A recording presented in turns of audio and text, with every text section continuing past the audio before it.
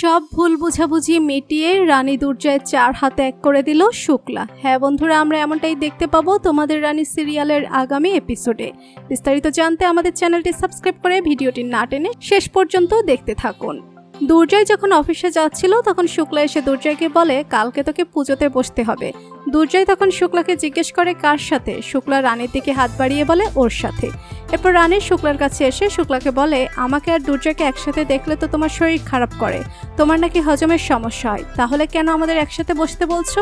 এরপর শুক্লা রানীকে বলে অনেক কথা হয়ে গেছে, আর কোনো কথা নয়, আমি যা বলেছি তাই হবে, কালকে তোমরা দুজন একসাথে পুজো করবে, এইটাই শেষ কথা। এরপর দেখা যায় দুর্জয় রানী দুজনই পুজোতে একসাথে বসতে অস্বীকার করে। তখন বাড়ির সবাই তাদেরকে বোঝানোর চেষ্টা করে। সেই মুহূর্তে প্রীতম এসে রানী আর দুর্জয়ের হাত 1 করে দিয়ে বলে কালকে তোদেরকে এভাবেই পুজোতে বসতে হবে, এটাই ফাইনাল। অন্যদিকে বড় বৌদি আনিশাকে ফোন করে বলে কালকে রথযাত্রার পুজোতে আমি তোমাকে ইনভাইট করলাম, তুমি কালকে অবশ্যই আসবে। আনিশা তখন বড় বৌদিকে বলে ওই পুজোতে তো স্বামী স্ত্রীর জোড়ায় পুজো করে, আমি সেখানে কেন যাব? এরপর আনিশা রেগে গিয়ে বড় বৌদিকে বলে তুমি যে বারবার আমাকে আর দুর্জয়কে এক করার চেষ্টা করছো, এটা বাদ দাও, এটা কোনোদিন হবে না। এই বলে আনিশা ফোন রেখে দেয়।